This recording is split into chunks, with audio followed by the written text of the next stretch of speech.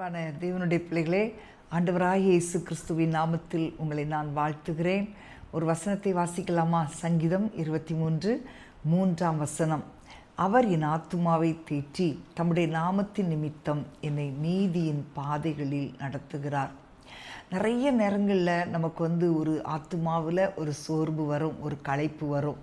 ஆவியில் நிறைய நேரங்களில் நம்ம சோர்ந்து போவோம். ஆனால் ஆண்டவர் நம்மை தேற்றுகிற தேவன், ஆண்டவர் நம்மை திரும்ப கட்டுகிற தேவன். இப்போ பேதுரு இயேசுவை மறுதலிக்கிறான், ஆனால் ஆண்டவர் அவனை விடலை. யோவான் 21 நீங்கள் பார்த்தீங்கன்னா அவனை பார்த்து கேட்கிறார், நீ என்னை நேசிக்கிறாயா, நீ என்னை நேசிக்கிறாயான்னு சொல்லி ஒரு 3 தடவை கேட்டு அவனுடைய வாழ்க்கையை ரெஸ்டோர் பண்ணுகிறார். ஆமேன். இதுதான் நம்முடைய ஆண்டவருடைய ஸ்பெஷாலிட்டி. நம்ம நிறைய நேரங்களில் விழுந்து போயிடுறோம், பாவத்தில் விழுந்து போயிடுறோம், பயங்கரமான சூழ்நிலைகளுக்குள்ளாக நம்ம கடந்து போயிடுறோம். ஆனால் நம்முடைய ஆண்டவர் திரும்ப நம்மை கட்டுகிற தேவன். ஆண்டவர் பக்கத்தில் நீங்கள் வந்துட்டீங்கன்னா திரும்ப நீங்கள் பாவத்துக்குள்ளே போகக்கூடாது. திரும்ப பாவத்துக்குள்ளே போனீங்கன்னா நிச்சயமாக ஆண்டவர் சொல்லுகிறார், மறுபடியும் புதுப்பிக்கிறது கூடாத காரியம். உங்களுடைய வாழ்க்கை மிக மோசமான நிலைமைக்கு போய்விடும். தாவீது பாருங்களேன், பெரிய பாவம் செஞ்சான் பத்சேபாள் விஷயத்தில். ஆனால் நாத்தான் தீர்க்கதரிசி உணர்த்தின உடனே அந்த காரியத்தை அப்படியே ஒப்பு கொடுத்து ஆண்டவருடைய சமூகத்திலே பாவ மன்னிப்புக்காக கதறி அழுதான். ஆண்டவர் அவனை மன்னித்தார். திரும்ப அந்த பாவத்துக்குள்ளே போனானான்னு பாருங்கள், இல்லை, நிச்சயமாக இல்லை. அதுதான் அவனுடைய உயர்வுக்கு காரணம். தாவீதுடைய வாழ்க்கையில் ஒரு மேன்மையான ஆசீர்வாதத்தை பெற்றதற்கு காரணம் அதுதான். நம்முடைய ஆண்டவர் பிரியமானவர்களே, அவர் நம்முடைய ஆத்துமாவை தேற்றுகிறவர். நம்முடைய உடைந்த மனதை, நம்முடைய உடைந்த வாழ்க்கையை ஆண்டவர் சுகப்படுத்துகிற தேவன். இன்றைக்கி உங்கள் மனசில் ஒருவேளை உடைக்கப்பட்ட சூழ்நிலை இருக்கலாம். நீங்கள் இன்றைக்கி வாழ்க்கையில் உடைந்து போய் இருக்கிறீங்களா? மற்றவர்கள் பேசுகிற வார்த்தை நிமித்தமாய் நீங்கள் ரொம்ப காயப்பட்டு உடைந்திருக்கிறீங்களா? இல்லை உங்களுடைய வாழ்க்கையில் நடந்த தோல்வி, இழப்பு, வியாதி, கடன் பிரச்சனை, இப்படிப்பட்ட காரியங்களின் நிமித்தமாய் நீங்கள் ரொம்ப சோர்ந்து போய் இருக்கிறீங்களா? இன்னைக்கு ஆண்டவர் உங்களை தைரியப்படுத்த விரும்புகிறார். ஹல்லேலூயா. இன்றைக்கு உங்களுடைய உடைந்த மனதை கர்த்தர் ஆண்டவர் கட்ட விரும்புகிறார். இன்னைக்கு நம்முடைய ஃபீலிங்ஸ் எல்லாம் ஆண்டவர் ஆச்சரியமாய் அதை செட்ராக்ட் பண்ண விரும்புகிறார். ஆமென். நமக்குள்ளே உடைகிற குழப்பங்களை ஆண்டவர் கரெக்ட் பண்ணி நம்முடைய வாழ்க்கையை ஆசீர்வாதமாய் மாற்றுகிறார். ஆமேன்.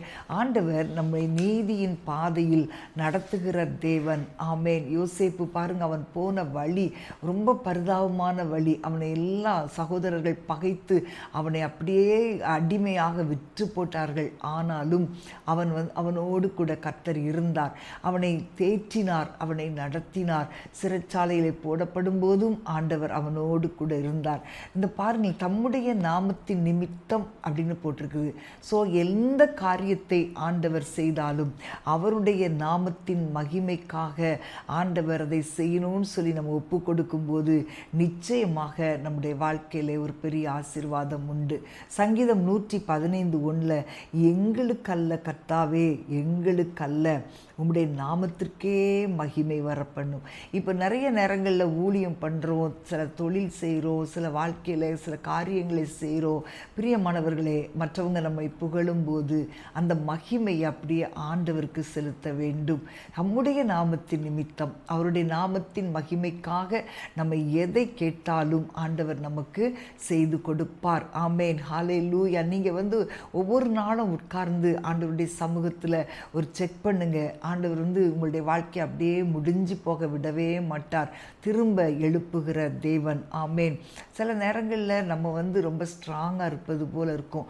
உங்களை பார்க்குறவங்க எல்லாரும் நீங்கள் ரொம்ப ஸ்ட்ராங் அப்படின்னு சொல்லுவாங்க. ஆனால் உள்ளுக்குள்ளே நீங்கள் உங்கள் இருதயம் உடைஞ்சு போய் தான் இருக்கும். அது வெளியே யாருக்கும் தெரியாது. ஆனால் அந்த சூழ்நிலை ஆண்டவர் மாத்திரம் அறிவார். இன்றைக்கு அன்பான தேவனுடைய பிள்ளைகளே, நீங்கள் இப்படிப்பட்ட சூழ்நிலைகளின் வழியாக நீங்கள் கடந்து போவீர்களானால் நிச்சயமாய் உங்கள் ஆத்துமாவை தேற்றி அவர் தம்முடைய நாமத்தின் நிமித்தம் உங்களை நீதியின் பாதையில் நடத்துகிற தேவன். ஆமேன். நிறைய காயங்களோடு நீங்கள் காணப்படுறீங்களா? மற்றவங்க உங்களை இப்படிலாம் பேசிட்டாங்களே, இப்படிலாம் நடத்திட்டாங்களே, அவங்க அவமானமான வார்த்தைகளை சொல்லிட்டாங்களே, செய்யாத தவறு சொல்லிட்டாங்களே அப்படின்னு சொல்லி நீங்கள் ரொம்ப சோர்ந்து போயிருக்கிறீங்களா? நம்முடைய ஆண்டவர் உங்கள் ஆத்துமாவை தேற்றி தைரியப்படுத்துகிறவர். பிரியமானவர்களே, இன்றைக்கு நீங்கள் ஆண்டவருடைய கரத்தில் உங்கள் வாழ்க்கையை ஒப்பு கொடுப்பீங்களா? நிச்சயமாக ஆண்டவர் உங்களை ஆசீர்வதிப்பார். நாம் ஜெபிப்போமா? அன்பின் ஆண்டவரே உம்மை ஸ்தோத்தரிக்கிறோம் அப்பா. தகப்பனே அப்பா, எங்களுடைய வழிகள் உமக்கு பிரியமானதாய் உமக்கு செம்மையானதாய் இருக்கட்டும் அப்பா. நீங்களே எங்களை நடத்துங்கன்னு ஒப்பு கொடுக்கிறோம். நிறைய பிள்ளைகளுடைய வாழ்க்கையில் ஆண்டவரே இருதய காயங்கள், ஆண்டவரே மற்றவர்களுடைய வார்த்தைகளினால் உண்டான காயங்கள், ஆண்டவரே தாங்க முடியாத பாரத்தோடு இன்றைக்கு யார் யார் உம்மை நோக்கி பார்த்து ஜெபிக்கிறார்களோ அவர்களுடைய காயங்களை கட்டுவீராக.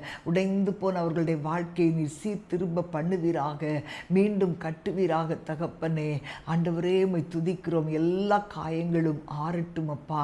ஆண்டவரே உம்மை ஸ்தோத்தரிக்கிறோம். ஆத்துமாவில் சோர்வுகள் வரும்போது அதை தேற்றுகிற எங்கள் நல்ல மேய்ப்பராய் நீர் இருக்கிறபடியால் உம்மை துதிக்கிறோம்.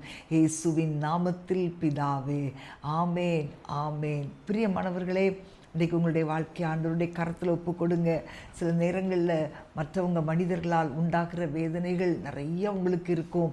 ஆனால் எல்லாவற்றையும் ஆண்டவருடைய கையில் ஒப்பு கொடுத்துருங்க. அவர் உங்களை ஆச்சரியமாய் நடத்துவார். God bless you.